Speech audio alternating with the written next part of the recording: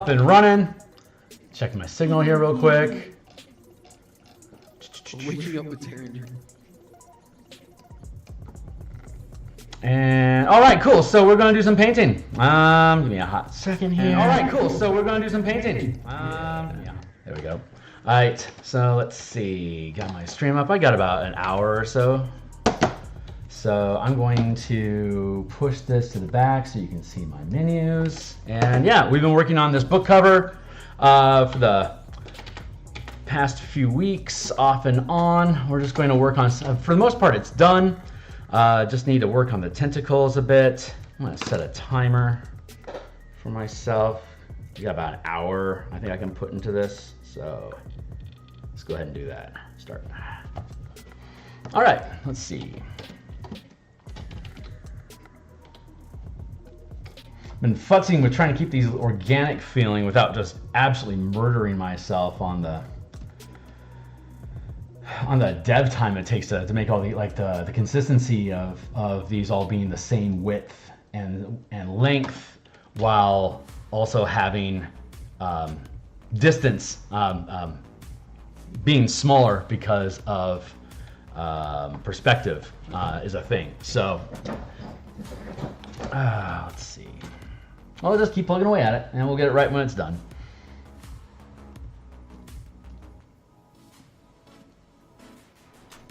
Yeah, I think we can afford to.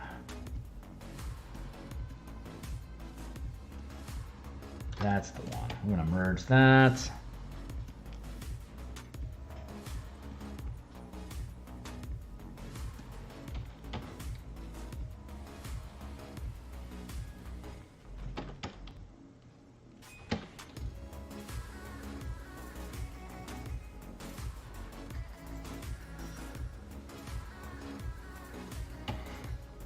Yeah, I like the changes that they whatever studio it is that's making Baldur's Gate 3, that Nautiloid that they have in the intro with this teleportation stuff. I don't know how much Wizards actually consulted them on that design idea, but they certainly attempted to lean into it with the Spelljammer text having the teleportation effect when a tentacle hits a target.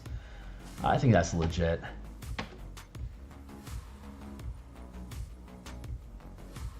If I was a 12th level fighter, I would invite them teleporting me on board, because I would just wreck face through that place. It's like, you want to be kind of sparing, you want to be kind of choosy about who you teleport into the belly of your ship. You know, when you're picking a fight with something, you don't necessarily know what CR you're grabbing off the street. I reckon that probably backfires on them occasionally.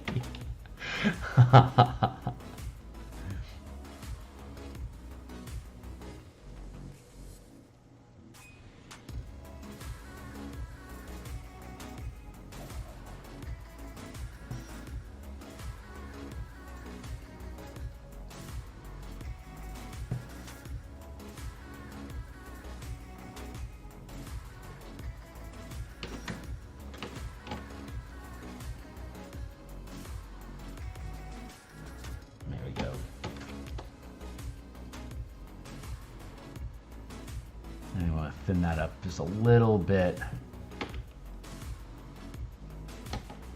This is just going to be me pushing a shitload of pixels today. But the work's got to get done. If I can get these tentacles done this piece, well, I got to do the highlighting too. But the highlighting back here on the star moth for the I've got. I'm going to do some underlighting for the tentacles and do underlighting underneath the ship here to ground them back into the same space. But I want to torture myself with the tentacles because that is the largest difficulty in the project. So we're going to be back on tomorrow morning with more Crystals of Mabar book cover work for a morning stream. And then if I should be able to finish, I reckon I'll finish up the Crystals of Mabar cover tomorrow morning. Maybe like in an hour or two. I think I only have like maybe 2 hours worth of work left to do on the Crystals from Bar before I just start mincing stuff and being nitpicky. But the core of it will be done. Luckily, I've got a few months before Crystals from Bar is going to print. We're still going through edits, and then I'll have layouts, and then same thing with the Spelljammer book. We're going through edits, and then there will be layouts, and once layouts are done, we'll know the size of the different images that we'll put into the interior art as well as the maps. And then once all the maps and the interior art is done, then we have the asset pack for people to actually use the adventures both on VTT as well as in MeatSpace.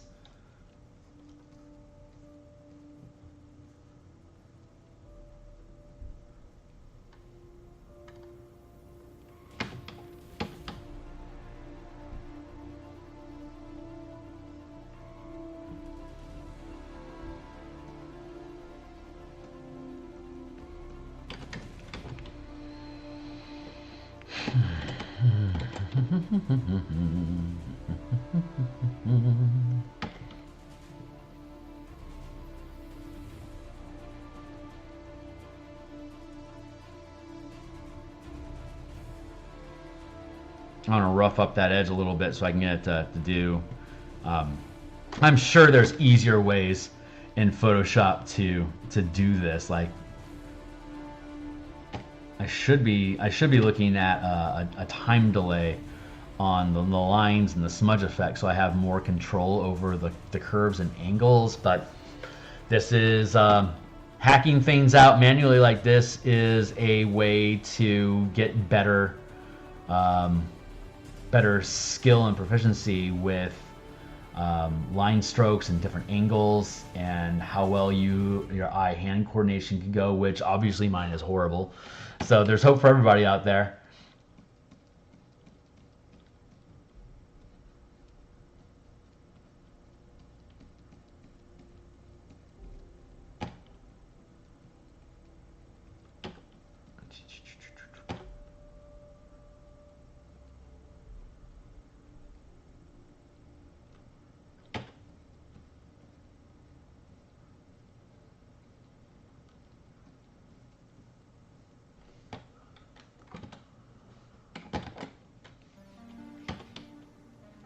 I'm pretty happy with this overall.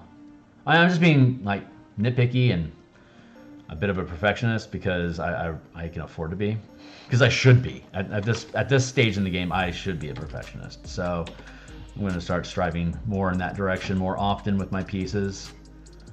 Not sure what the interior artwork on these things are going to be like.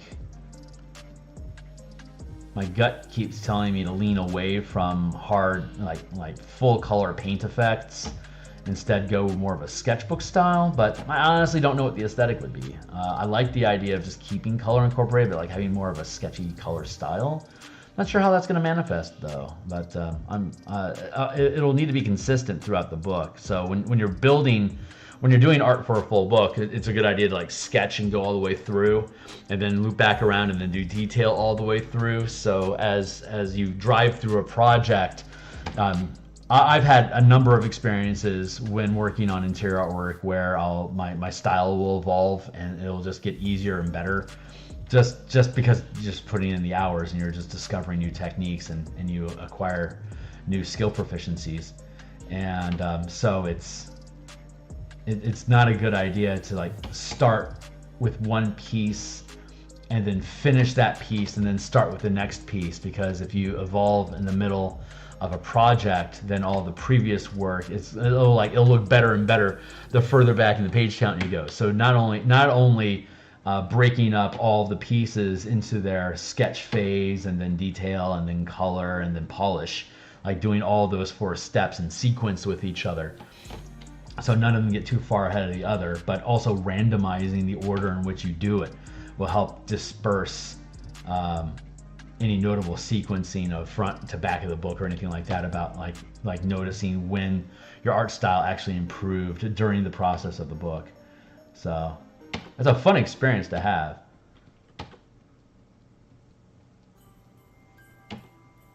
I'd rather a book look a little sloppy and get the evolution than hold off on the upgrade for the sake of consistency in the book that you're working on. It's like you always want to up your game.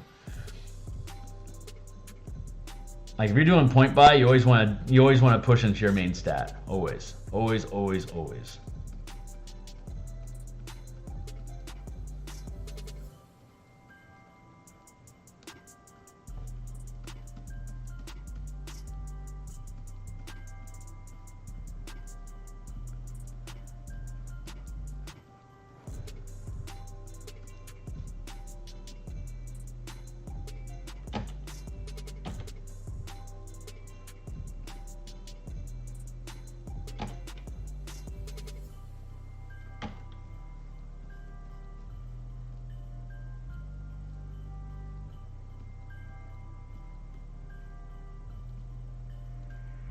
So I do that little choppiness there to get that like see how smooth a transition it is here, but how choppy it is here. So I want to rough up that choppiness so that when I come through and I smooth it out, it'll be a more subtle gradation.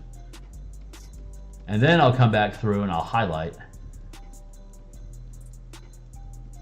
I had already gone through and highlighted off camera. But then I realized that the length and thickness of the various tentacles were like all over the place, so I had to just flat out restart. Pain in the tuchus. Merge down there, thin this out a bit.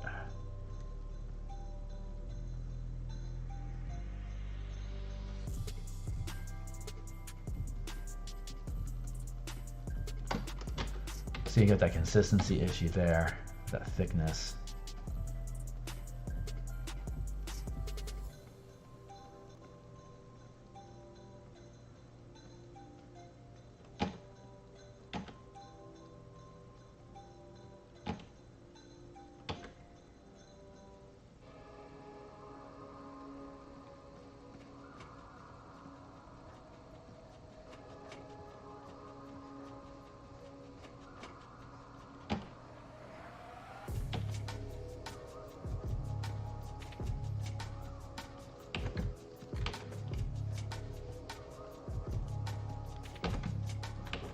There we go.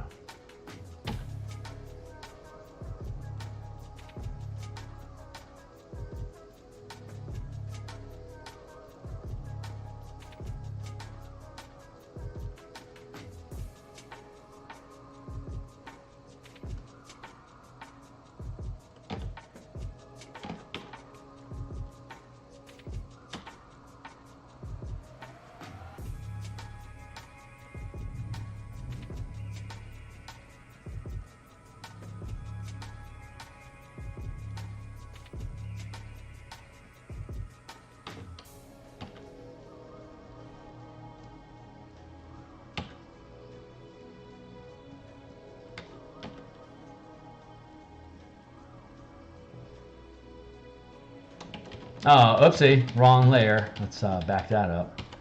There we go. Now we're on track. Thank you.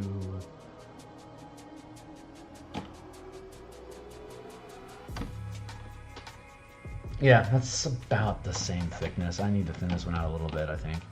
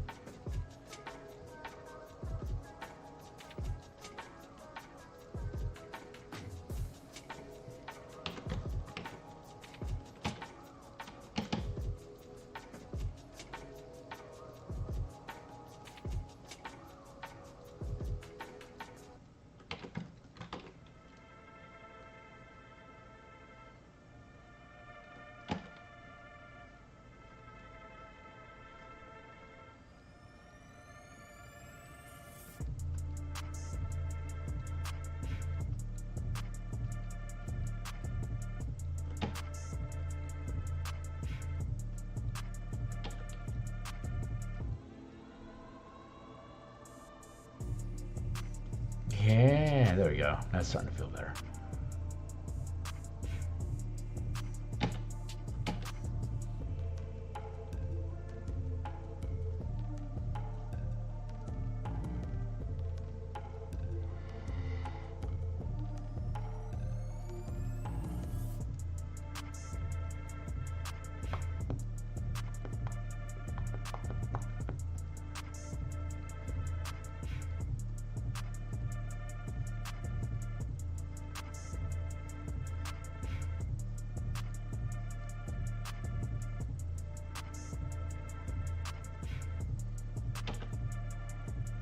I not only need to get the width of the tentacle form itself consistent, not only between itself tapering off, but among all the other ones, but I also have to get the highlight on the tentacle consistent with both its form and all the other tentacles adjacent to it. So it's tricky. Tentacles have always been super tricky, especially when they're like so.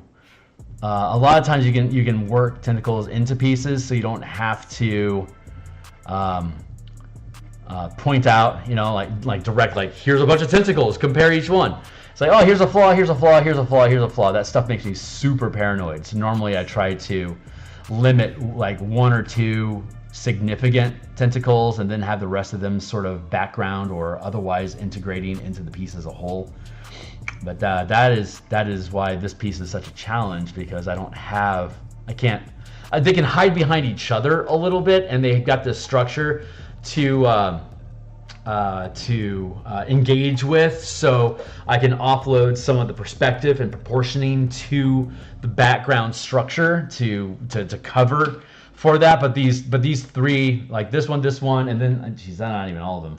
Like there's a lot of them. Like all of these, I have to get consistent with each other. And for the most part, they're starting to click into place with like having the same length and the same general thickness and lighting. It's close, but it's the eternal work in progress. It is. You can nitpick this stuff as much as you can tolerate it, but at some point you've got to just be content with where it's at. So that chafes against the idea of perfection in the art, especially like when you're doing geometric stuff or like basic shapes. But as you get more and more advanced, it's more and more aspects of the work that demands you to you know, you won't be satisfied unless you're a perfectionist on more and more pieces, aspects of the piece that you're working on. And that hopefully that coincides with the increases in skill that you're achieving, so that as you demand more of yourself, your own personal skill set is capable of meeting that demand. Otherwise, you start to have real disappointment.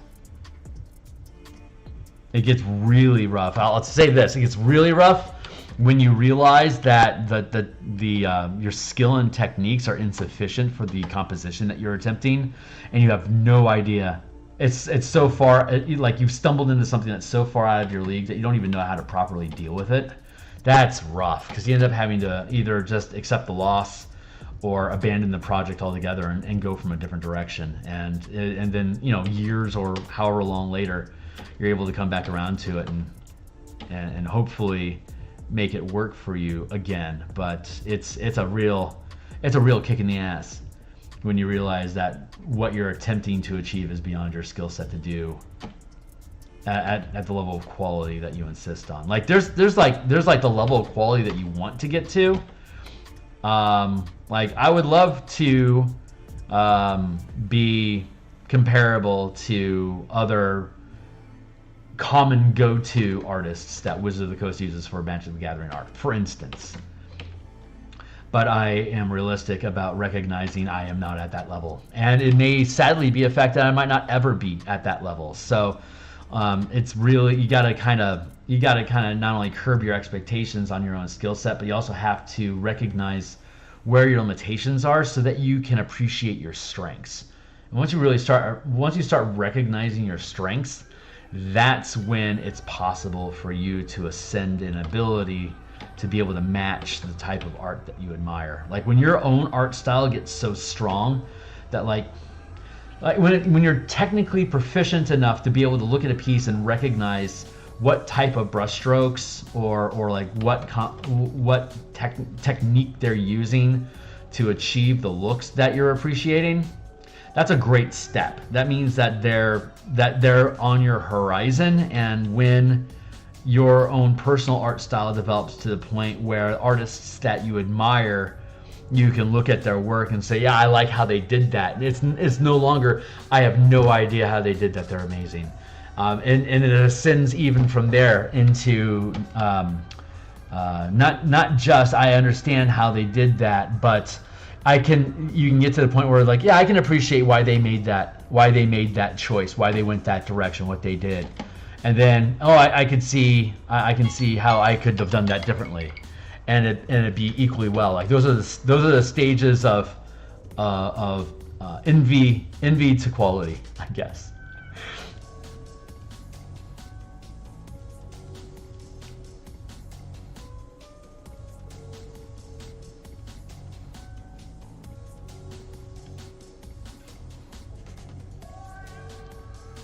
But yeah, that's feeling a lot better.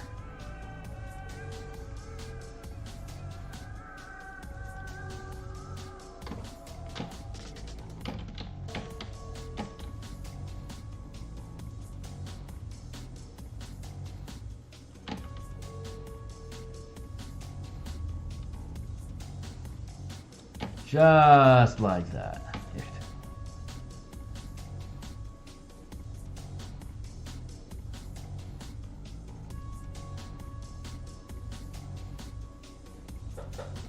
Hey, ready to go, man? Hey, thanks for swinging by, dude. Glad to have you.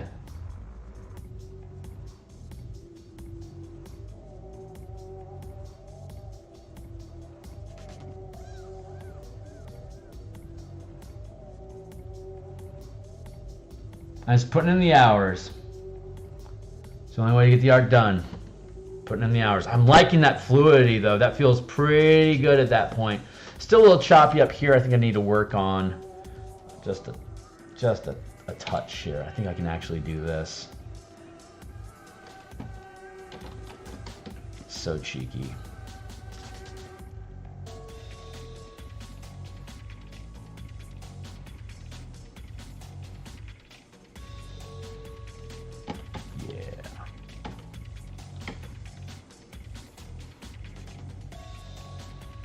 Just like that.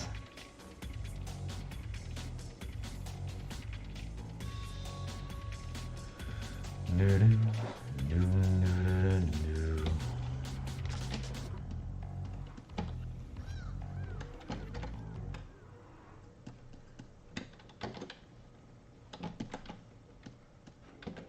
two things, now they line up there. It's the internal bit here that I want to line up, and then I can shave off this excess here. Just like that.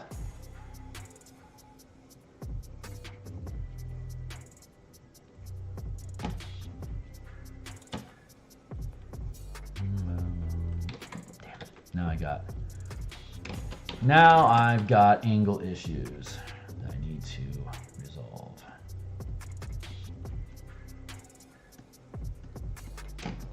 So I'm going to merge all these layers so I can make it the same mess. There we go.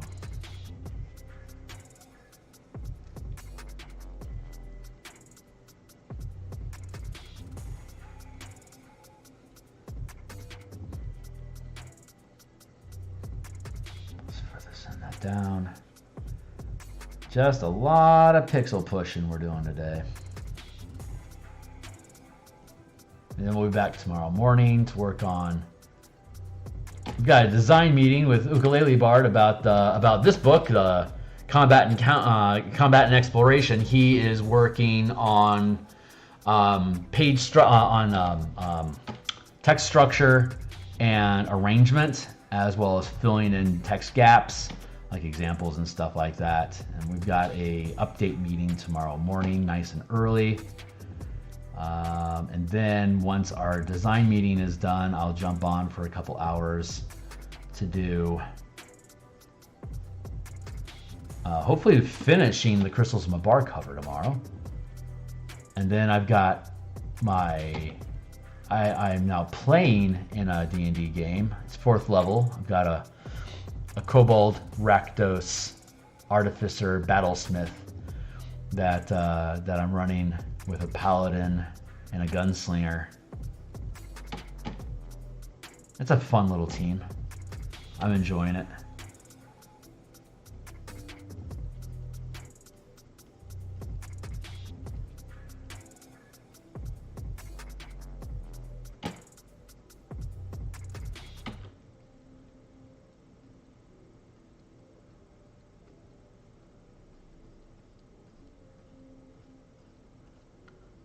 I know I need to clean up the smudge work back here.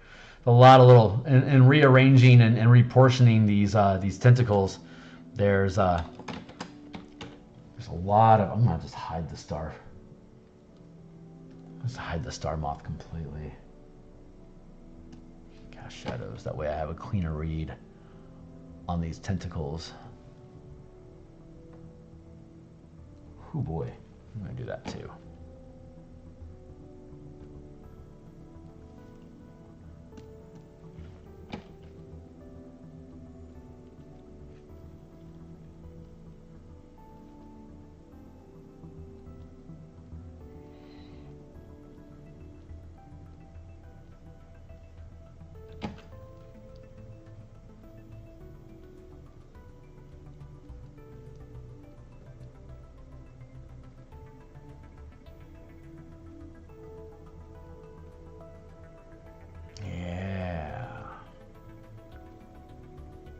I'm hoping that this is going to be the last time I have to futz with these tentacles.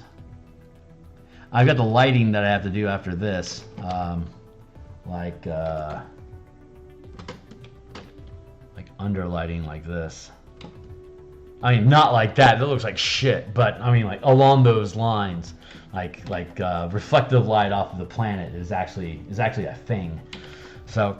And it'll help, and it'll also help pull the image out from the dark horizon. So that'll help add structure to how these things look and do.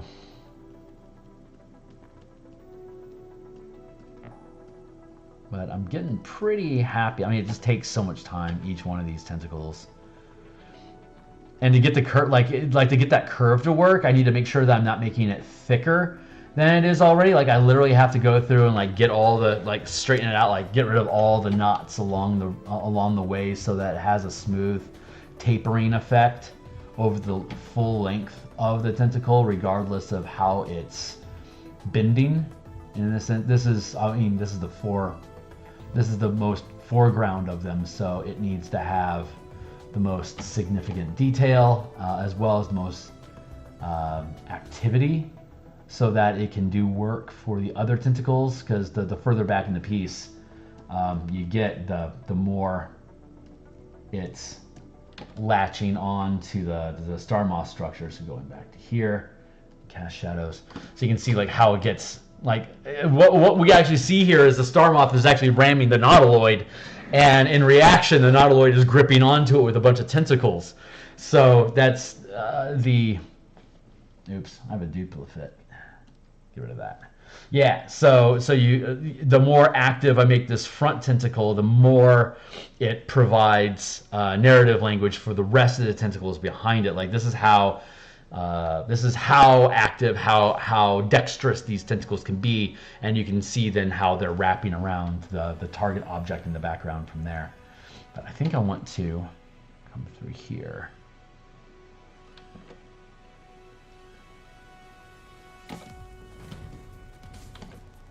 Oops.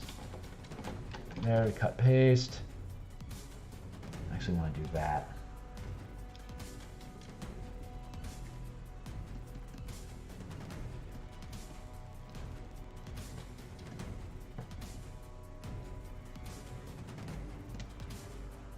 Looks like it's lined up okay, so we're going to down. Ugh, got all this halo effect going on.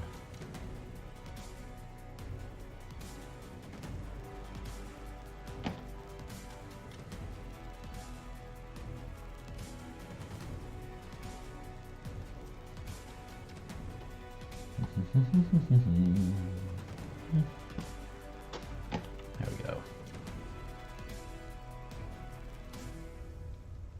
Plus, having those strong highlights will help separate each tentacle from each other. But just like with the form and the highlights on each of these tentacles, I have to pay attention to how sharp is the highlight, the thickness of the highlight, and how well does it conform to the curvature of the tentacle's form as I do it. And I have to match all the angles that I'm working on right now in addition to that. So adding highlights is I find incredibly complicated, and it always, like on curve forms like this, tentacle just highlights in general are work intensive and don't allow for a large margin of error without something in your brain clicking saying there's something off about that. It's nice if it's not immediately identifiable what's off, but if anything in your head is triggering, what is that speck? Oh, that was food. I have food on my monitor. I hate it when I get a speck of food or coffee bean or something, whatever the hell it is, grit on my monitor, and I think it's a smudge somewhere inside of my art piece. So I'm like constantly touching my screen, which probably adds smudge stuff to it. But I'm always touching my screen to see is that little. Is that in my piece or is that on my screen? Like, I have to figure that out before I go and start using eraser tools and stuff like that. Like, is this a digital thing or a meat space thing? It's funny.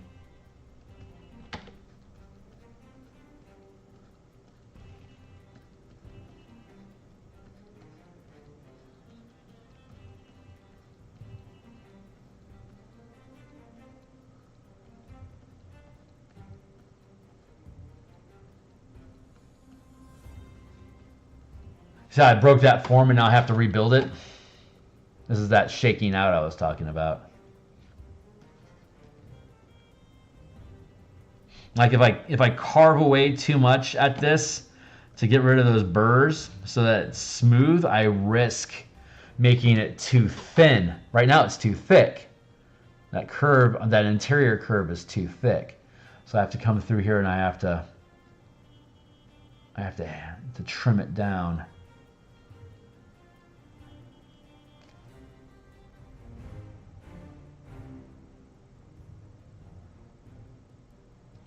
Such brutal work. This is the sort of thing that I actually wouldn't mind working in Blender on, like figuring out how to do Blender enough to be able to build things like this. That would probably be a lot more organic. That's probably the strongest argument I've had with myself so far about using Blender and importing it into Photoshop. Normally I can just mirror things and get good symmetry and not have a problem with it, and just use like straight edge lines and curve and just rotate the piece that I built to get consistent straight lines at the proper perspective. But in things like this is really a good use of Blender. Too late now though. I'm committed to the effort, but in the future I may spend the 10 hours needed to get good at Blender to be able to do things like this and end up saving myself 20 hours on the back line here. Like, this is the back line.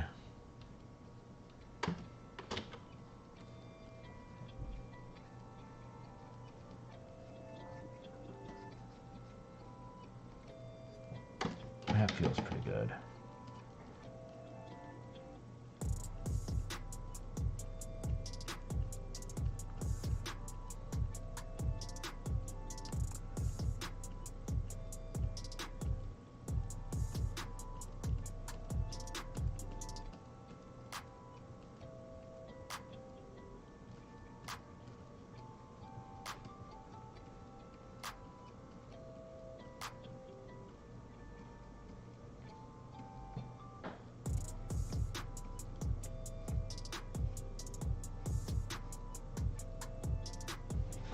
Yeah, I got about 25 minutes left on stream today. Normally why I don't do artwork on lunch streams, because I like to have 3, 4, 7 hours I can fall into a piece, even though I might not stream all that. I like to be able to get into it, but I'm so close with this project. I'm really looking forward to getting past this and getting into maps.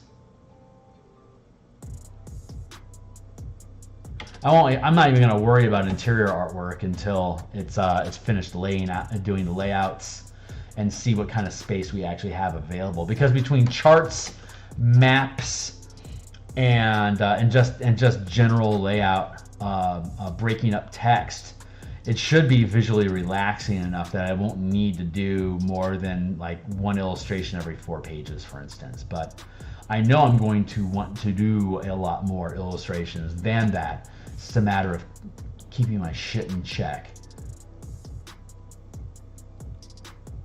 Like if you check in the list down below, the DMs Guild list, if you go down and check that out, there's the 5-color mana spell point variant rule core mechanics books. That's a 75-page book, and it has 60 illustrations in it. That is a ridiculously high volume of illustrations for page count. But it was the first large book project I had done solo, so I really just wanted to dress it to the nines.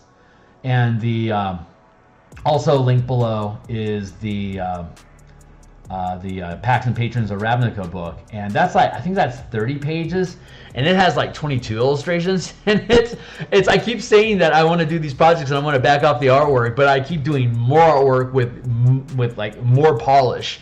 It's ridiculous. Yeah, no kidding, man.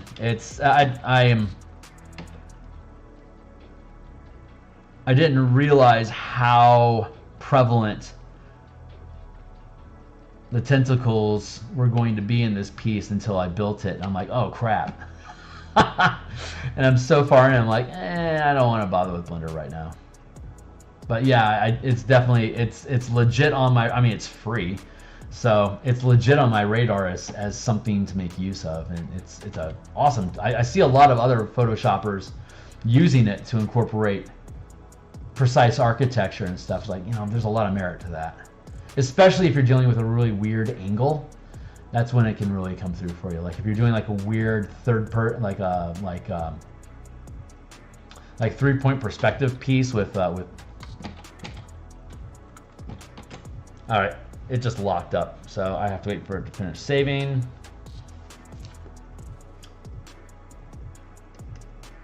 And then relaunch it. There we go. Very good, very good, very good. Very, very, very, very good.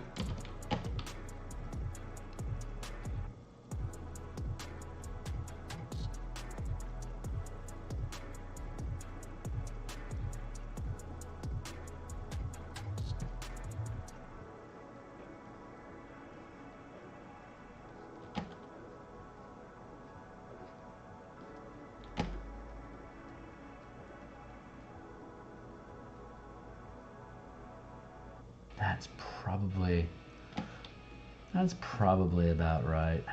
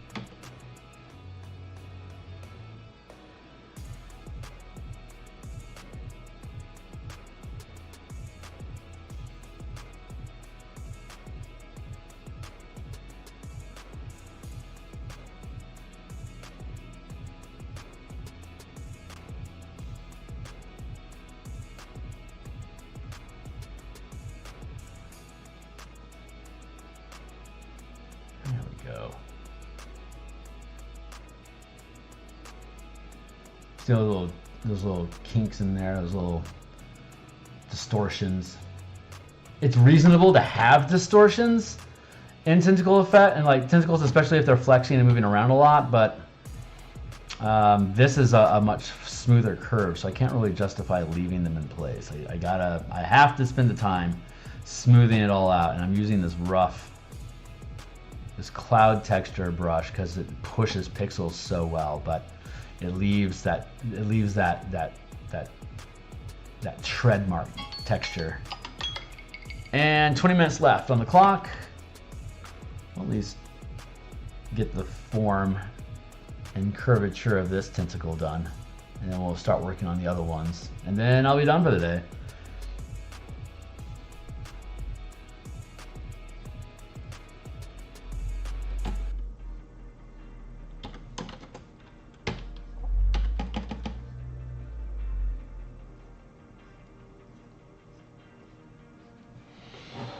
Hey Tyler, how you doing, dude?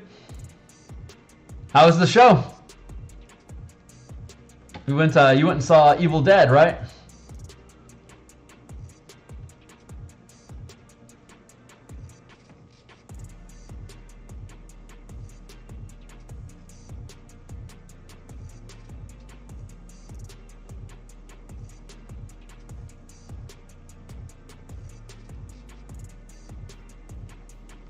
I'm damaging the lighting on this. It's like a little bit thicker here than it is here, so I have to fix that.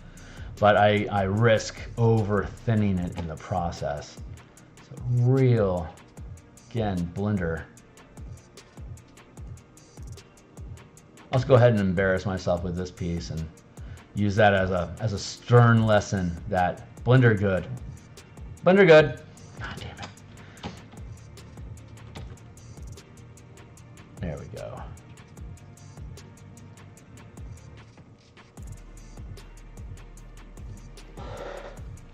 Hey Luke, how you doing, dude? Welcome to the mix, man. So let's see how we're sitting.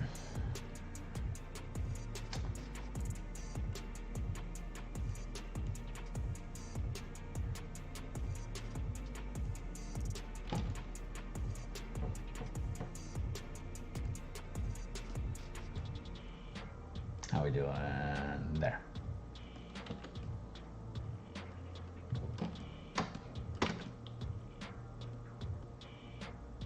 Like that feels pretty good. Yes. See, like I got some choppiness down here I need to fix, and it's coming along. I'm pretty pleased. Pretty pleased. Nope, wrong one. There we go. Like, subscribe. Follow me on Twitter so you can get a shout when I'm online, so you can catch that. Check out my books down the link down below. They're all 100% preview just to get an idea of what kind of content I produce. And this is the first book that I've built front to back on stream. I did, like, once this gets added to the playlist, you'll see the 39 other sessions of developing all the mechanics that go along with commanding multiple units like mass combat and squadron stuff, and then the vehicle stuff, and then how vehicles apply to Spelljammer and space travel specifically, and then general rules on like sizing and distancing and how that applies to gravity wells and planet sizes. And then we applied all of that to the Light of Xerxes adventure that came with the Spelljammer box set. And then we get the preliminary development text into the document, and then depending on whether or not you have a crew hired or not, if you're doing a solo project, you got to have an editor. You just have to. Unless you're just going to print on Patreon as, hey, here's some random ideas that I had, and you're not expecting anyone to take it seriously unless they already love you enough to give you just money every month anyway.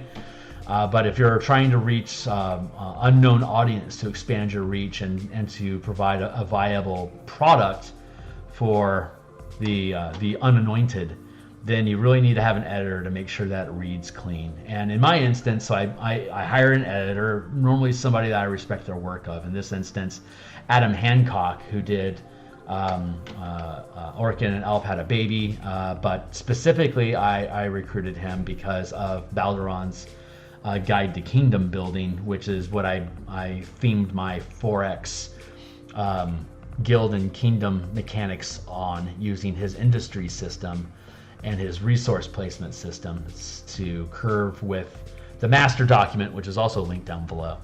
But I'll give you money. The mix, and you're talking about Blender. Good you. Your mic sounds saturated or blocked. Is it still?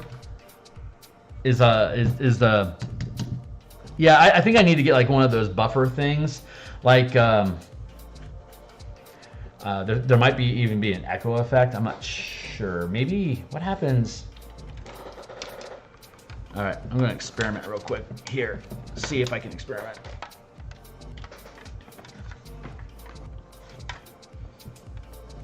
What happens if I pull my monitor, or if I bring my microphone over to this side?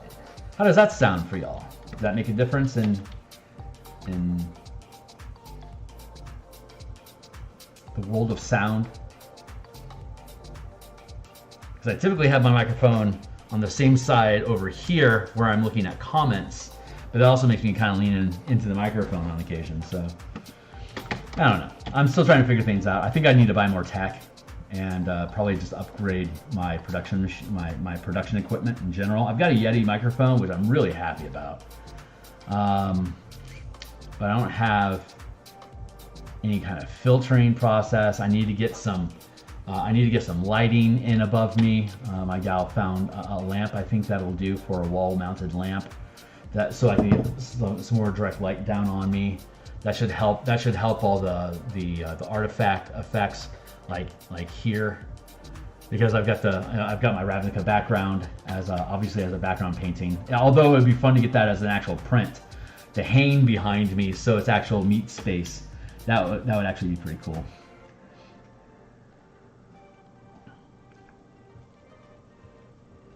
But I am down to about 15 minutes, and then we'll be done for the day. But yeah, so we go through the process. We build the thing. If you don't have a team working with you, then once the development is done, you actually have to go back through and wordsmith it so it makes smart words.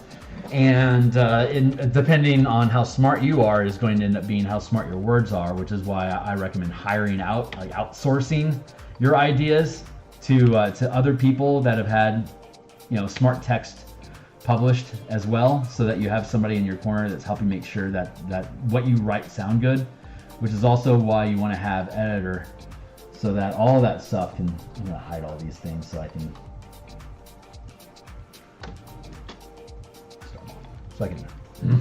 get out of there. Yeah.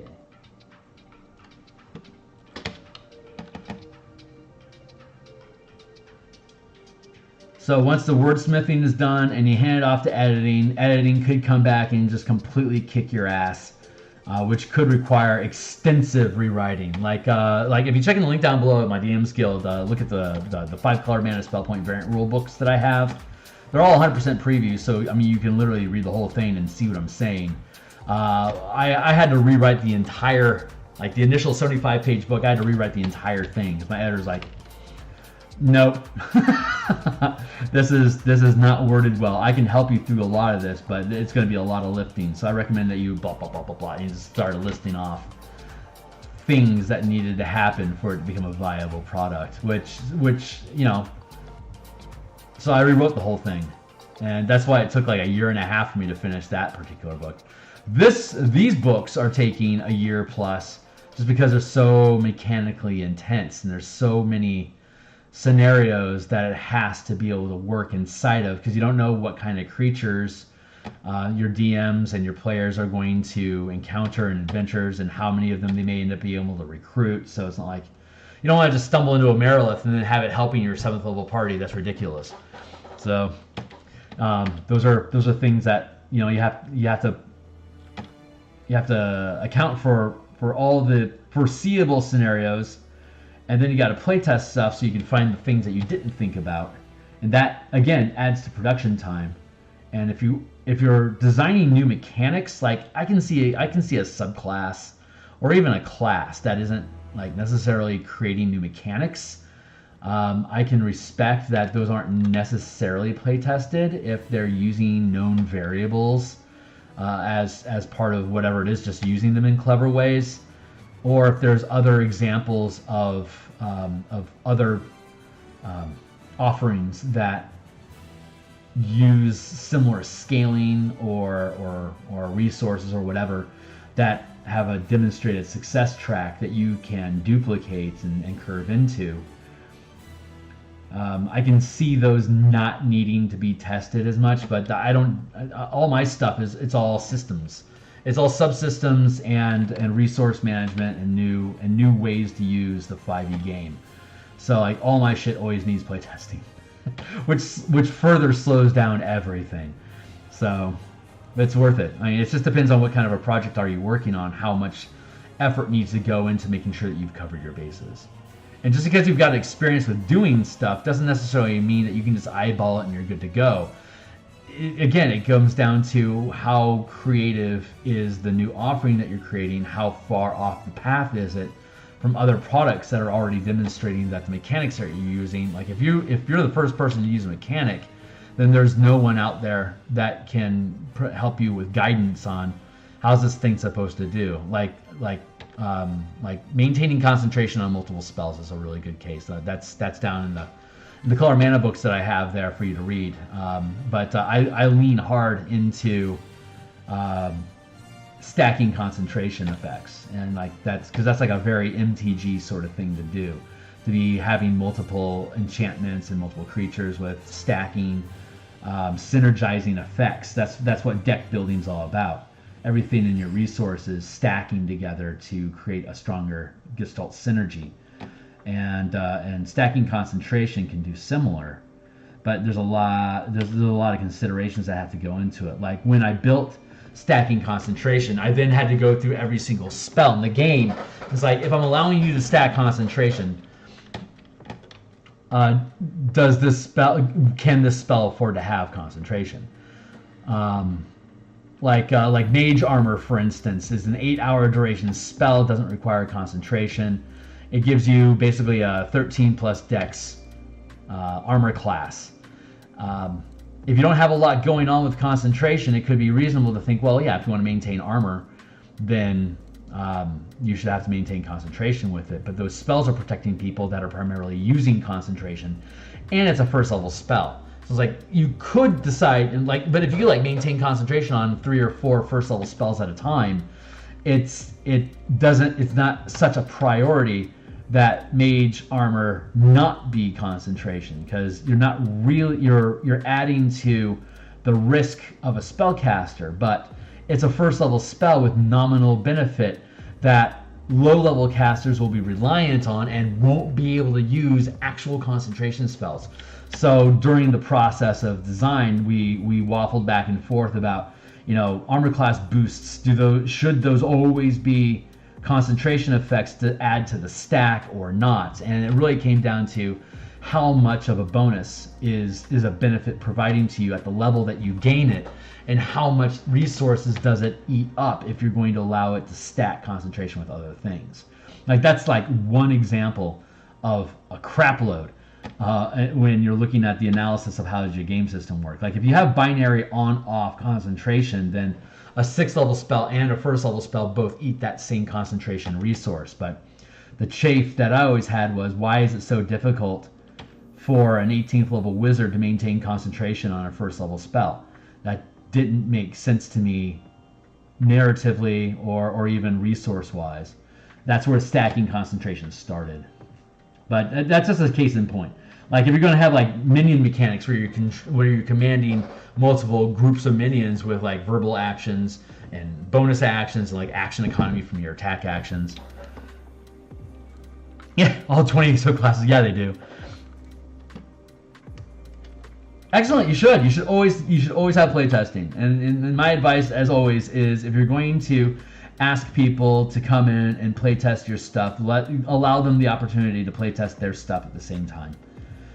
which has been a smashing success for all the playtesting that we've been doing for the adventure, the Eberron adventure that I'll be painting the cover on tomorrow morning, as well as this the Combat and Exploration book that we're working on. That's been, yeah, if you have to assume when you put something out there in the wild that people are going to use whatever kind of characters their DM will let them get away with. So having something like when you're playtesting like adventures and settings, it's not so much about the mechanics, it's more about the flavor and the fun. Like, does this flow smoothly? Does this narratively make sense? Yada yada yada yada yada. If all that stuff checks box, then are there any mechanics that are actually tied to any of this? If the answer is no, then once it tastes good, you're done. It's the classes, the feats, the spells, the magic items. Those are the things that actually need testing. Like, you don't need to test Waterdeep. It just needs to make sense. Now, if you start throwing a bunch of stuff into Waterdeep that have mechanical significance, like 500-foot tall walking statues that can destroy approaching siege weapons, for instance, that's something that you'll need to playtest a little bit to make sure that, if I'm going to have 500-foot walking statues, obviously they're not going to be taking 5-foot steps, which is what led to the command system of allowing us to conduct combat where your troops are moving hundreds or thousands of feet, quote unquote, per round, with a dilated duration round, so that if you're like with the vehicles like Spelljammers, they can move 10,000 kilometers in a round. That's just their base speed, assuming that they're doing interplanetary travel. So obviously a 5-foot step is ridiculous for them, but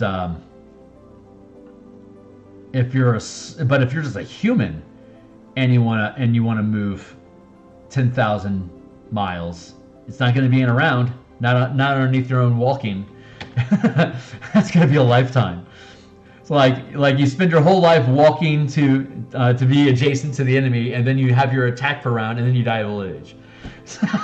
But these are things that actually I have yet to see any mass combat products actually deal with massive distances and the finite distance that medium-sized creatures can traverse during a round. These are things that have to be considered, and we spent a shitload of time mathing all that out and making sure it works. So that's I don't know. That's just a thing. I think I'm talking about the need for playtesting and the different scenarios in which playtesting is absolutely necessary where it's forgivably absent. And classes is hopefully Wizard of the Coast is listening. Character options need to be playtested. Sirs. You can't just say, hey, how does this feel in a marketing document? You actually need to put in the work. I like what a Surstar was saying. I think it was a Surstar was saying about doing a post-dev conversation with the playtest team on developing the system. That sounds like a shitload of fun to me. Like maybe sample some of the different instances of the actual playtest if folks signed off on it, and to be able to talk about like when we were doing this thing, yada yada blah blah, and just yuck it up for a little while. Hopefully that would be fun for folks. I would love that. I think that'd be badass.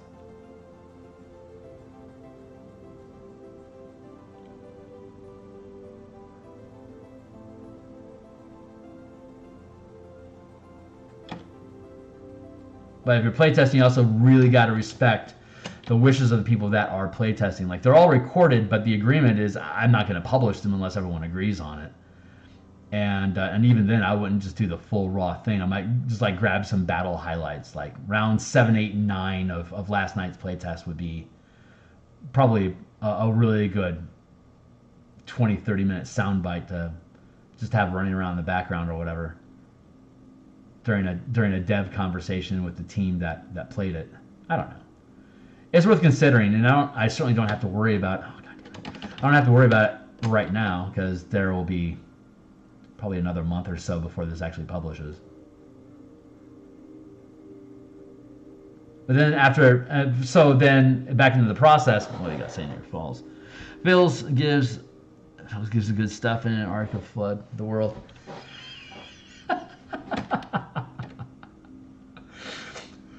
Yeah, okay, great. So you go through the process, you hand it off to the editor makes you rewrite the whole thing. The editor then signs off on version 2, and once the version 2 is signed off and all the edits are executed, then you have your raw document. Like, this is the text that will be published. That absolutely can't be shared online anywhere other than DMsGuild if you're going to publish a DMsGuild. If you're going to do like DTRPG, Kickstarter, Patreon, blog posting, Reddit feed. All right, I'm going to finish my thoughts here and then kick out of here. It's 2 o'clock. I can fudge my time just a little bit. But yeah, so because the DMsGuild restricts where you can publish content, but it can't copyright ideas. It can only copyright the text that explains what those ideas are. So you can get away with publishing a rough dev document like I do. It's read only, so it's not like you actually can own it. You can only look at it, which is still within bounds. But for you to own it, I need to publish it someplace where you can grab it and keep it for yourself. Which is, in this case, since I'm using Wizard of the Coast stuff, I respectfully publish the stuff on there, on the DMsGuild, where we are allowed to do so. I'll eventually move into Patreon and DTRPG and Kickstarters when I do non-IP specific stuff, but I'm still proving all of these mechanics work by using IPs and adventures that Wizards created, saying, hey, you can use these mechanics to do these cool things with these adventures that you've already played.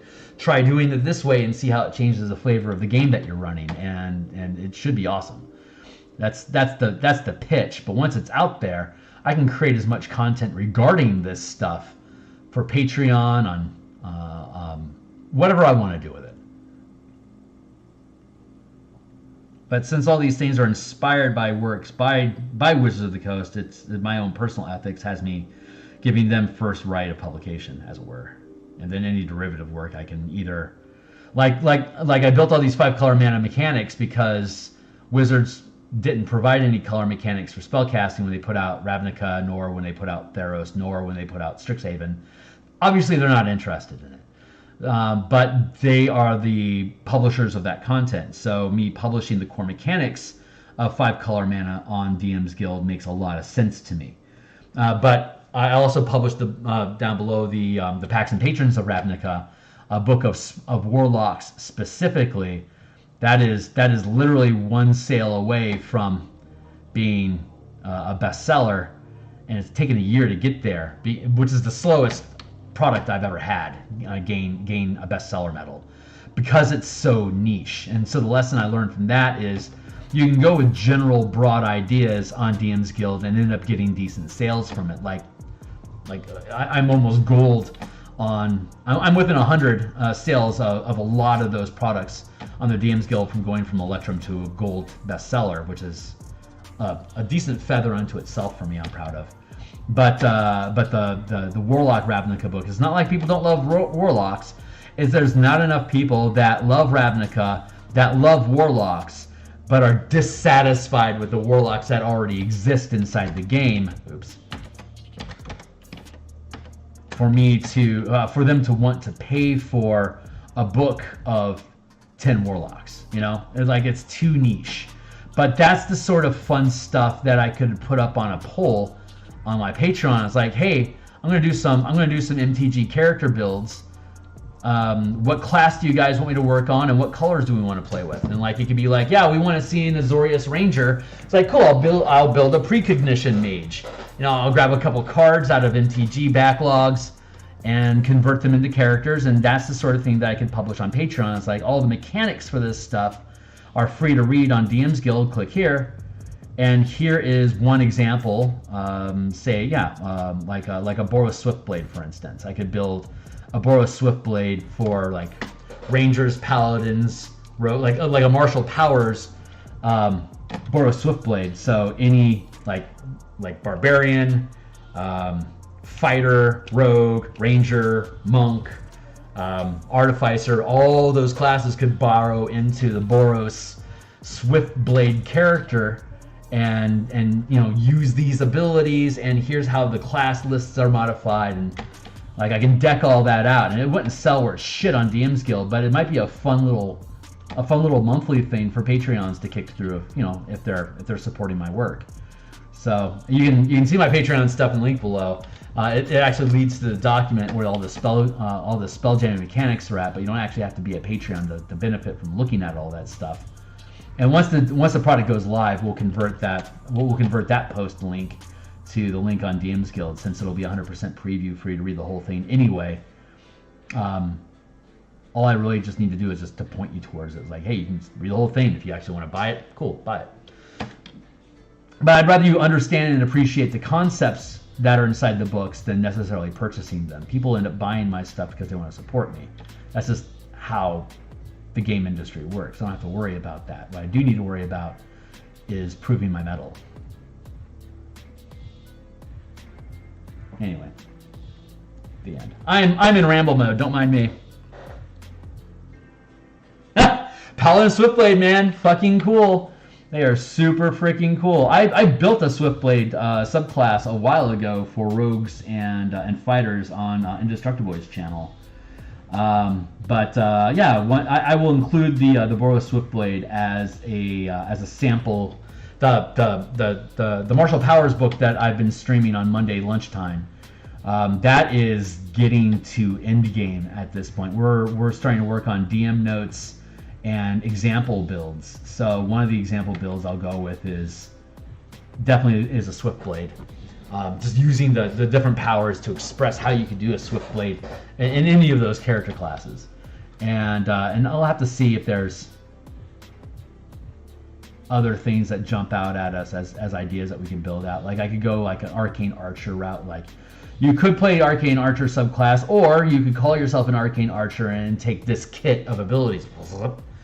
And then like if you want to be a Ranger Arcane Archer, or a Rogue Arcane Archer, or a Paladin Arcane Archer, well, however you want to kit yourself to express the character that you want, here's how you do that. Which was the intent of the Martial Powers project, so that like the thousands and thousands of cards that they have for martial themed characters that have mana abilities but aren't spellcasters, they need to have mana options too. So that's where all that came from.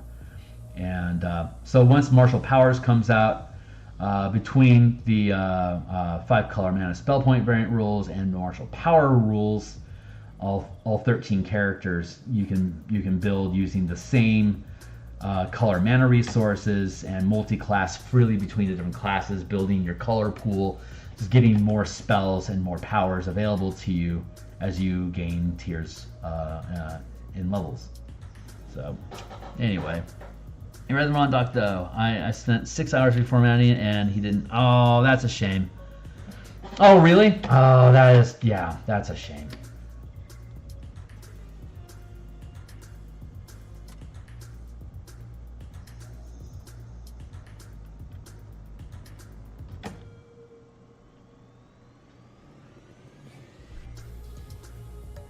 Sorry to hear that, Tyler. That's a stinker. That's like you're on the Jumbotron, but your gal is in the bathroom, so there's no one to kiss. It's like wasted opportunity.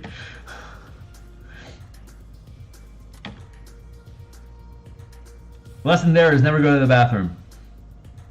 I mean, girls know that.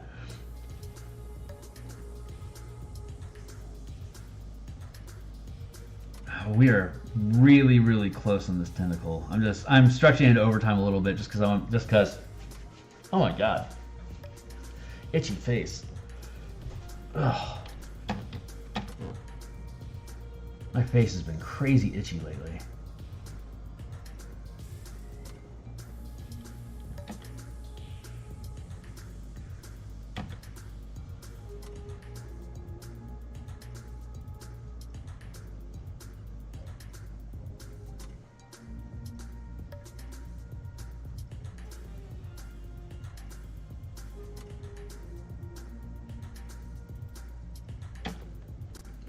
there. Get rid of that burr.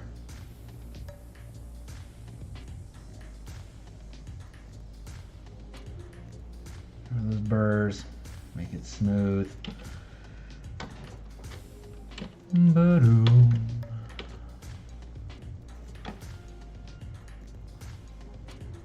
Oh, it feels pretty good.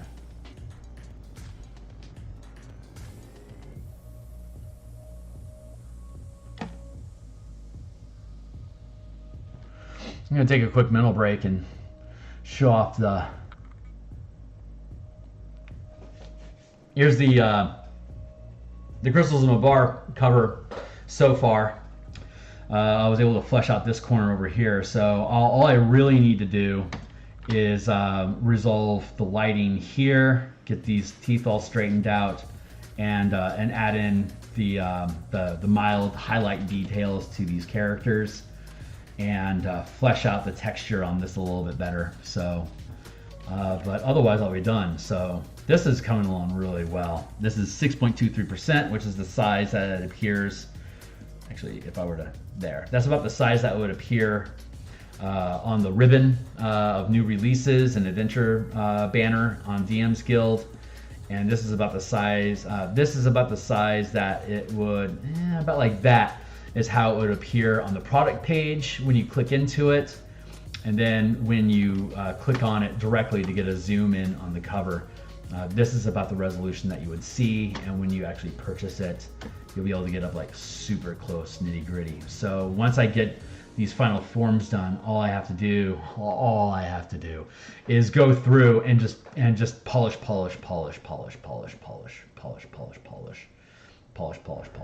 highlight, fluff. Like just a shitload of like clean that up, because that's not really doing me any good over there right now. But yeah, just smooth all of that out so it's cohesive. But yeah, I'm pretty happy with how this thing's coming along. That's a cool piece. So I'll be working on that. I've got my meeting with Ukulele tomorrow morning about the combat and exploration progress, and then after that I'll log on, probably get some strong coffee, and start working on all those details to finish up that cover. So that is awesome. And I've got about, I want to say about 80 hours logged in here on stream in that playtest of like building maps and like thumbing through different document pieces, starting to do some preliminary sketch work for the different NPCs and the different type of plants and creatures that are in the adventure. Just it's fun. That is super fun. Adventures take a shitload of work to build and publish right, especially if you're using VTT elements, and of course I am, because I do all my shit on VTT. So it'd be silly for me not to provide those assets to the people that purchase the adventure as well. So it's a lot of work, but Eberron stuff sells, period. If you make an adventure in Eberron, it's not a matter of whether it'll go gold or not. It's just a matter of how fast it'll go gold. And with Andy Healy and Stuart Braz on my team as my co-writer and editors, that's some decent Eberron firepower already on my team that I don't think we're going to have any issue pushing that out to the community for folks to take a serious look at. So pretty excited about that. And of course that'll also be 100% preview, so I mean spoiler alerts, but whatever. It has to be 100% preview because it's the example adventure that I use in the random adventure creation toolkit that I was building before I even built the adventure. That project's now on its 4th year. I have to keep putting pause on it because it's like, oh, I don't have the skill set needed to express this yet, or I keep building these half-page examples instead of just building a shitload of examples to explain what I'm trying to say. Why don't I actually build an adventure that uses all these ideas and then just point to the page numbers? Like, hey, on page 72, you can see how I'm using this teleportation chamber as both an objective as well as an obstacle for your characters, and here's how you can layer that sort of thing in, just blah blah blah. So instead of having to build a fictitious scenario, I can just point to you towards a document that you can read for free online, and then I can bundle it with the Eberron Adventure Toolkit so that you can get both at a discount, and then that opens up the door for me creating as much adventure content through my Patreon as I want. And I could always publish, like I can take nuggets on Patreon and build them out into full adventures with people, and then publish those as part of the bundle stack. Or if it's like, this probably doesn't warrant its own product, I can just build it on Patreon for somebody as a pickup. So, but once you put the tools out there, you put the tools on the largest platform you can find, so that more people have access to it, and you use that as a gateway, as a gateway drug into your philosophies and insanity.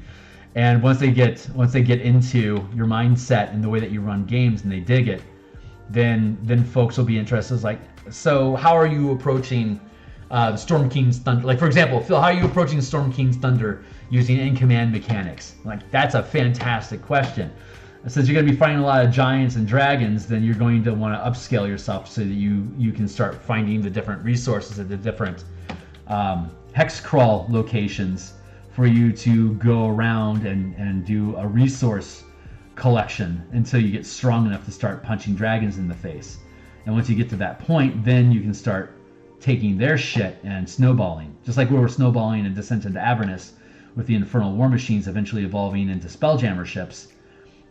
We can do similarly with Storm King Thunder by eventually just converting the flying castle into a Spelljammer ship itself, so that he's just running around in a Spelljammer. And it's like, oh yeah, I get how this works. And then, yada yada. For example. But when you build all these tools, you can take anything that Wizards of the Coast puts out there. It's like, yeah, that's a cool idea. Why don't you think about using this system while you play that? So you can do X, Y, and Z instead of being limited to A, B, and maybe C. Like that's I mean, smugness aside, that's the philosophy behind doing all these things. Like Curse of Strahd stuff sells like hell. What happens if you build a siege scenario for Curse of Strahd, where you're fending off him and his minion horde to protect his ex from being taken back, for instance? So now you have to defend the unwanted widow, as it were, from the advances of his vampire of the vampire villain.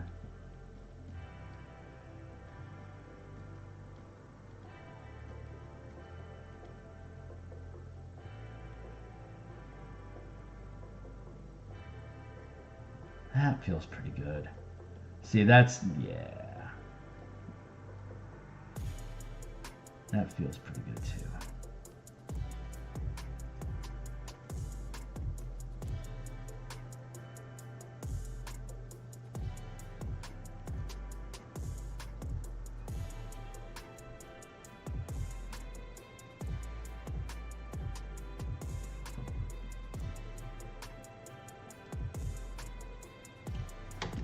That feels pretty good. And it looks about right. I think I need to have a little more thickness here. God help me.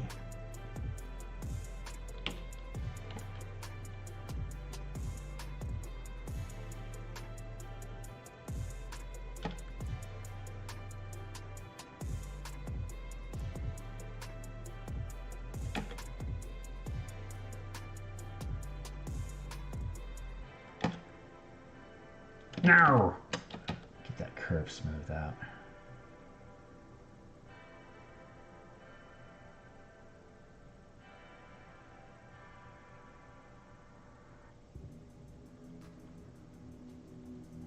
There.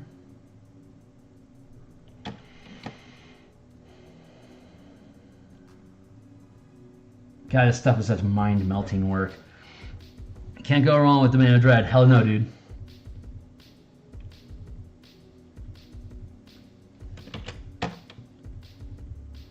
I am so looking forward to Planescape, just curving into all this stuff. Spelljammer plus Planescape equals crazy delicious.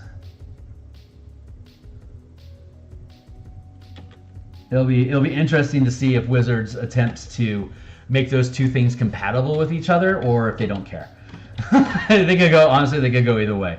Them integrating campaigns with each other, like campaign settings, it just hasn't been a wizard's thing. If it ends up being a wizard's thing, I will be very pleasantly surprised. But they've been very careful about not requiring you to use one campaign setting to run another campaign setting.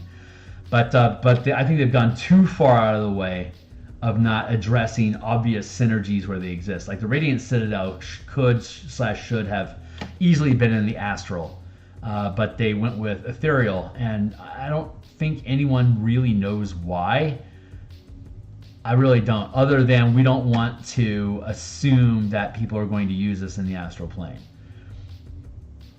Because, the astral has no gravity, so that introduces a bunch of weirdness into, well, how does, growing crops on this structure work and all that stuff. Like a lot of hard cutting questions that requires developers to think about for them to be able to provide answers. And so I will trash Wizards all day, every day, that they obviously didn't have the resources for how mechanically deep Spelljammer was, and it's a shame. I know that there's third-party content producers that got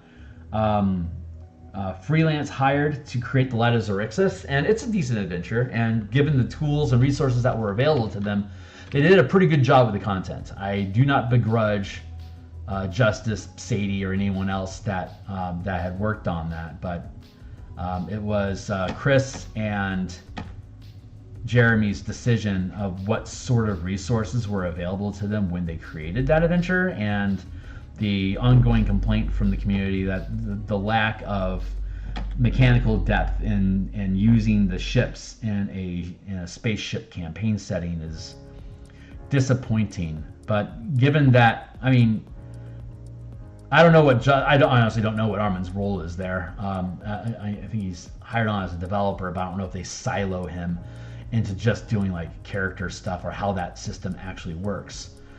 But they can only use the resources that are granted to them and allowed, and obviously they did the most they could with what they had. So, but that's why DMsGuild stuff and third-party content exists, because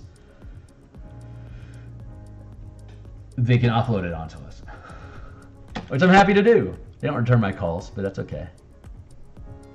I'm not popular enough or made enough of an impact in the gaming industry for me to really deserve any attention beyond what I get, and that's okay. I'm willing to take my lumps and pay my dues to get to where I want to be, because if I gain something without earning it, then I won't know how to keep it. That's the biggest problem. Like lottery winners, they lose all their money because they never gained that wealth. Like they didn't gain assets to begin with, so they have no idea how to retain them. If you got $500, you want to build it into $5 million, you need to know how to hang on to and expand $50,000 first. And so if you jump from $500 to $5 million, what can you expect? It's not their fault, it's their experience. Anyway, design is the same way.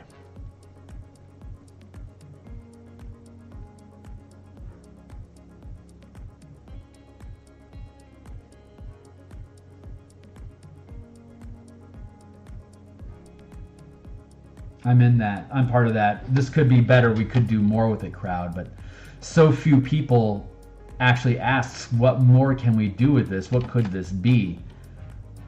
Especially if you're new to the game, it's still, wow, fighters are cool as shit. I love this action surge thing. This is amazing, and like you're content. Like that's like your first 3 years of playing D&D, and then after some people immediately dive into, wow, what could I do with this? But I think most people were similar to me, where these mechanics are awesome. I'm sure there could be something to do with it, but I don't have any idea what would be needed, because everything that I want to do is already here. It's not until you start asking questions like, what could I actually do with this underwater setting, or what can I do with these floating asteroid things, or yada yada yada yada yada. So until you start asking those questions and realize there's no answers, that's like your gateway into design space for real.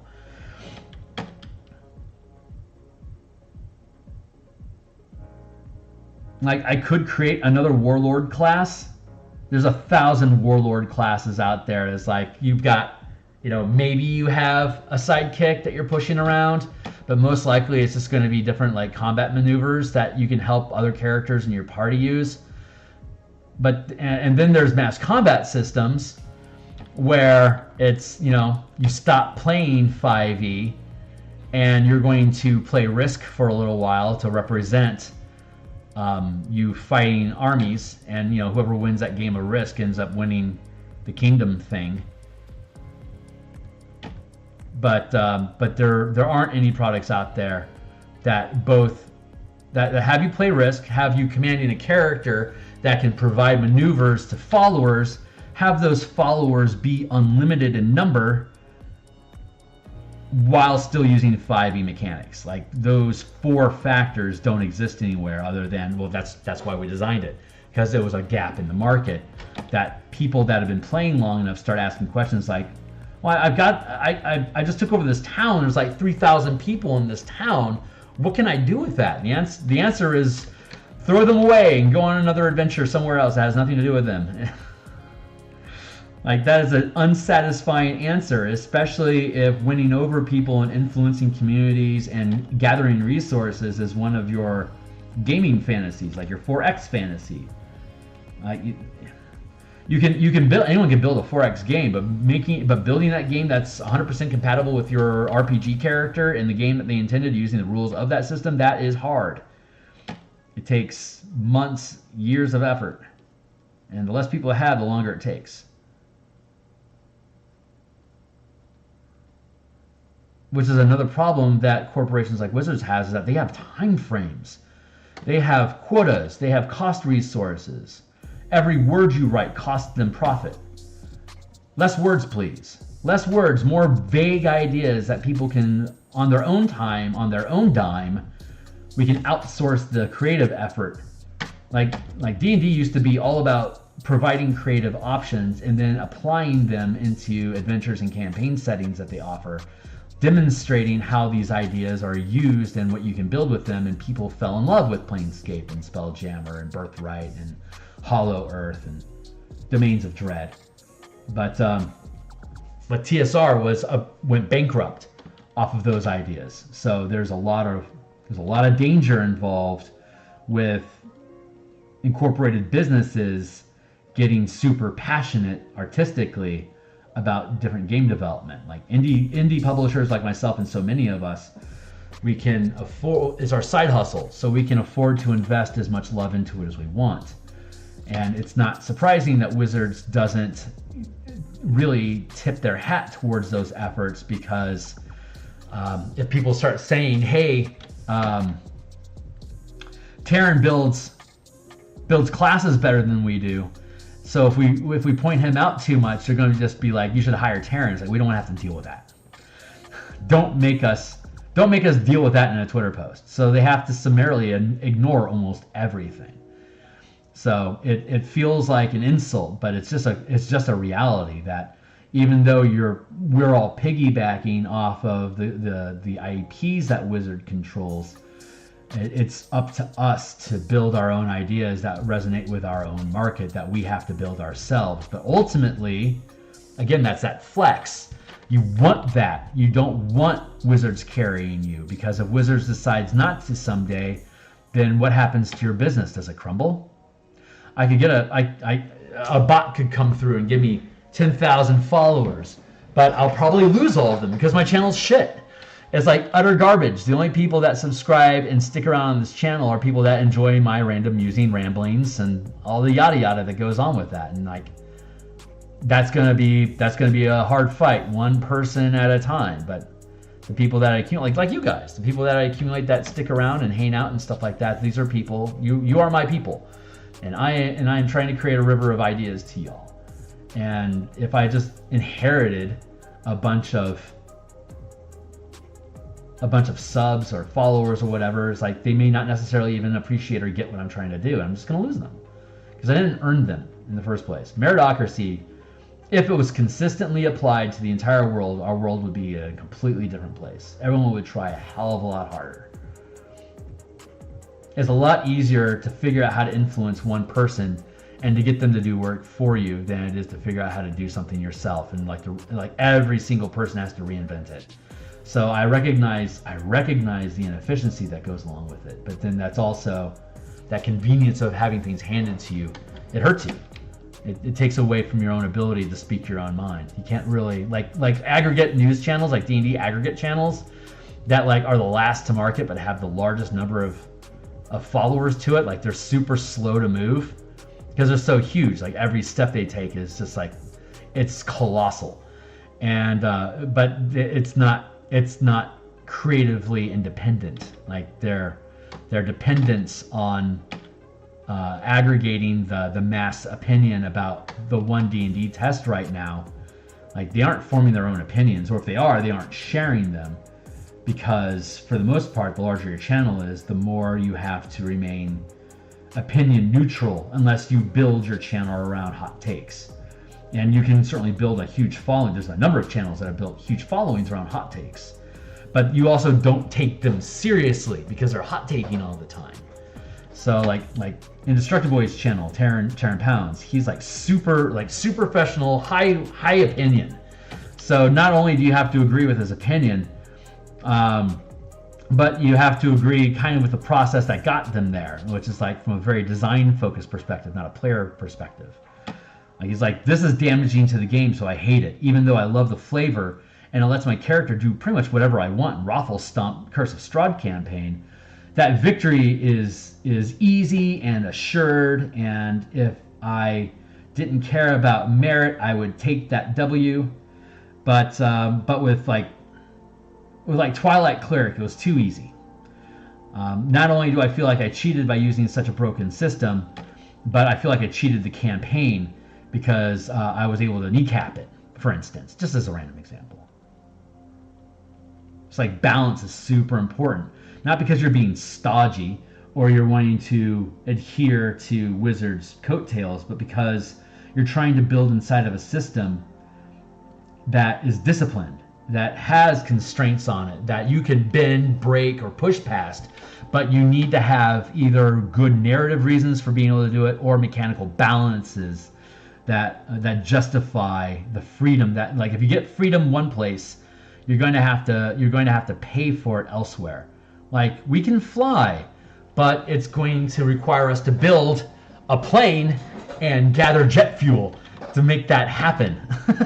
You know, you can turn off the fuel and you'll coast for a little while, but make no mistake, you are falling just very elegantly.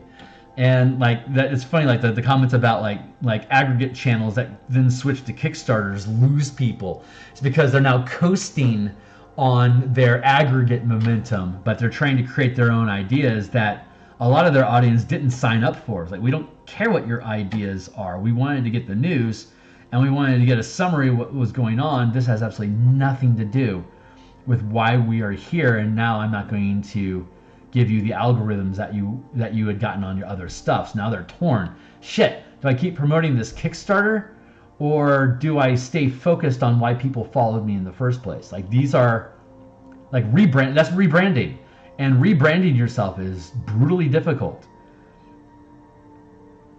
Which is why I keep saying, you know, it's better to start off shilling your stuff as a developer up front, so that when you actually start offering opinions about things, people understand where that opinion came from. Which is why I think like Terran did such a great job building his channel from. I think I jumped on board when he was like around 1,500 subscribers, like 2 years ago, and he climbed up to 10K now. It's like that was an awesome ascent.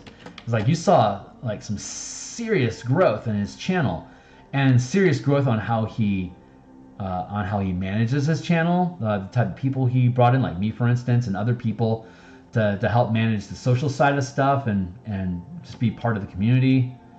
And so when he starts throwing ideas around about, you know, like, here's my opinions about these things, like, here's all the stuff that I built. Given those things, you can understand why I think this feature is awesome, or I think this feature is overbalanced, or whatever.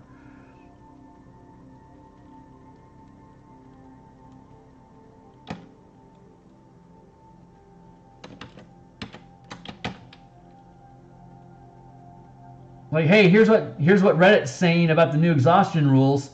I I've never worked on exhaustion rules before, but here's my opinion about it. And it's like, maybe people respect your opinion. Maybe when you put out your idea out there because you have no development chops, you immediately start creating stupid ideas. Like no one has ever been able to express 11 from Stranger Things like this class can. And it's like, wow. Talk about baiting. Like, don't feed the trolls, dude. Like, know when you're trolling yourself. That's important. I'm probably trolling myself right now and demonstrating hypocrisy in the highest degree, but that's okay. I am way over stream time, but I'm just absolutely just so close to being done. I'm always like so close to being done, and then I find something else that I don't like. Like now I'm so close, and then I find something else. Like tentacles are a bitch. What's the lesson? Blender. Use Blender instead. Do not manually draw tentacles unless you really, really need to spend time on working on curves. And obviously I wasn't able to do this very efficiently. I could develop my Blender skills and limit my paint stroke skills, or I can hate on myself for how much I need to work on my paint stroke skills and actually work on them here with you and end up being able to do it better next time. So that's the path I chose today. But it's not like I'm not thinking about Blender. At some point, it's like an issue of I could do it myself, but is that really the best use of my time? And when you're working, oh, that's right, we were talking about the production process. Once you get your artwork, once you get your final text back from your editor, then it goes into layouts where you take all the text and you make it sit on the page pretty, and then you do your page dressing, which is like the border work as well as deciding on the font and like the font size and style, your indents, whether you're using portrait or landscape page formatting. And then you actually have to lay in the text and make sure it fits well. And once it fits well, then you have to make sure that all of your, I'm going to switch brushes.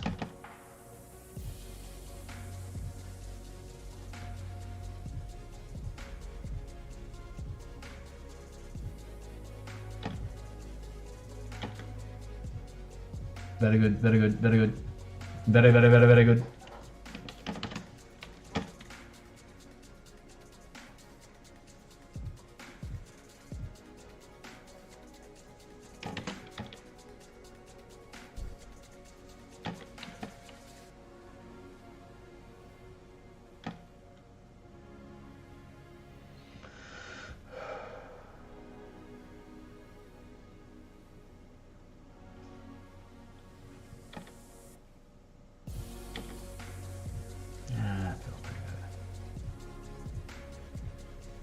I shouldn't have to kill myself on this interior edge because I'm just going to highlight it and end up covering it. But if I don't get it right here now, then the highlight's also going to be wrong. And I'm going to have to end up, like I did all the highlights on all these already. And then I realized, oh my God, all my tentacles are like like different sizes and different lengths. I need to make sure I have all my tentacles consistent so that it doesn't catch in people's craw. Like if it catches in my craw, I could fool you, but it's just a matter of time before you catch up. And you're like, oh yeah, that's actually pretty shitty. It's like, oh yeah, I could have done a better job with that, like if I gave a crap.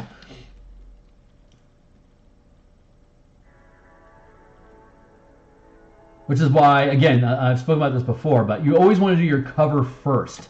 The last thing you want to do is be down to, like, if I can finish this tentacle, I can publish my book. Like if this tentacle is the only thing that's keeping me from publishing my book, how much am I really going to be focused on nailing this curve? Or how fast am I willing to say good enough just so I can start earning money? Like I'm lessening myself. I'm potentially losing that one sale that could have really made a difference because I decided to half-ass it at the last minute. So you do your cover first. Whatever's the most difficult part, do that first so it gets easier and easier as you go on in the production process. Obviously the ideas and writing it is the most difficult part. And then honestly the cover is next.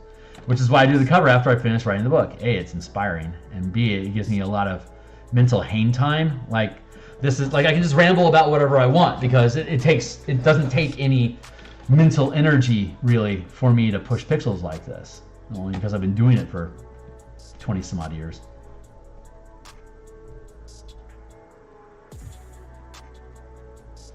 This brush is, I like this brush, but it's too feathery. It causes too much fuzz. I gotta get rid of it. This one.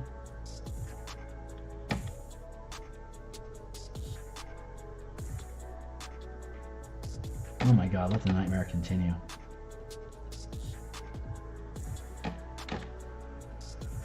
And I can't push the strength on the smudge brush too high, otherwise it ends up leaving a bunch of streaks. It's like there's a balance between typically it's gonna have to be like probably 40% is where I need to be. Like that has enough pull so it doesn't have a lot of weird stray pixel movement that I don't want, but it's strong enough that I can get a consistent flow. And that's specifically with this brush. Like depending on which brush you're using for smudge is going to depend on how much strength you can put in on the smudge itself. And that's basically the same with any art program that you're going to use. There we go.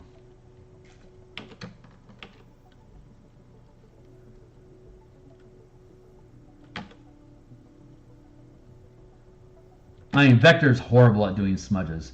Vector's pretty good at gradients, but they're so crisp, it's difficult to do organic stuff with Vector. So raster and Vector both have a place in your portfolio, like your toolkit, but you really gotta know which one is best for which.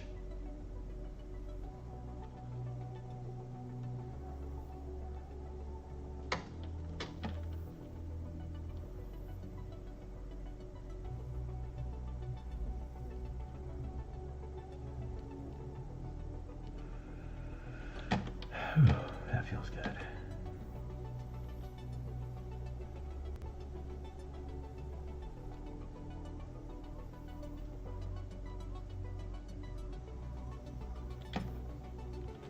Now, there.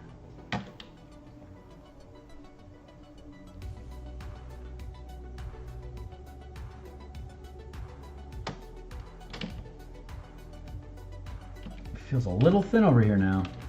I'm gonna actually drop a new layer on top of that.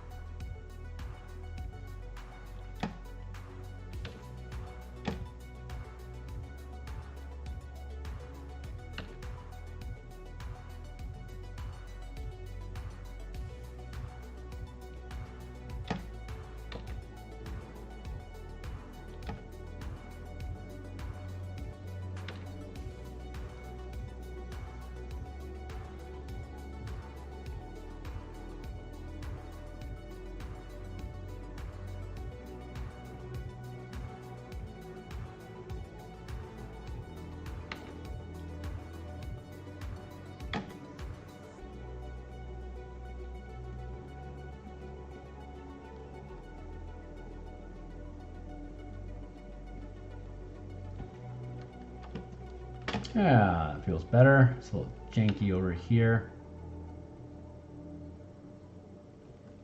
Let's smooth out that curve. Now I can merge this down.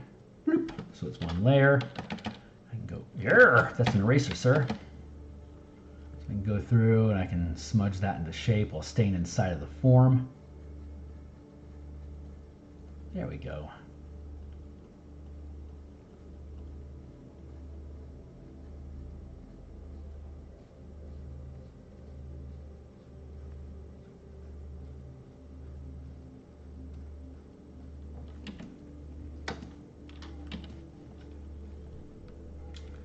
That's not too bad. That's not too bad. So we're going to leave that like that for now. That one can go.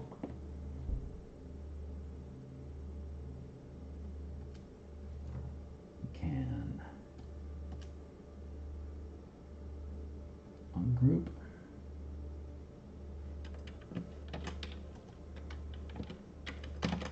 Yeah, front tentacle. Let's drop the rest of these in. There.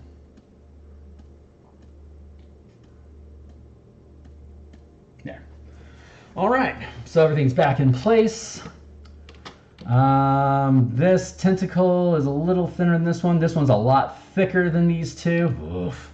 See, that's the issue. Consistent, like this one, all pretty damn consistent. This one's a little thick. This one's about right. This one's too thin. Damn, it's too thin. So I'm gonna have to go through and fix it. All right, that's all the time we have for now, though. So I'm going to have to continue battling, fighting the good fight. And once we've done, we'll be able to highlight, do underlighting from underneath there, do the same underlighting for what we can see of the star moth behind here. And I'm thinking about doing some filigree work up here. To make that feel a little bit more curvy, just to build out that angle a little bit better. It's feeling a little squashed. I think I need to fix that. Yeah.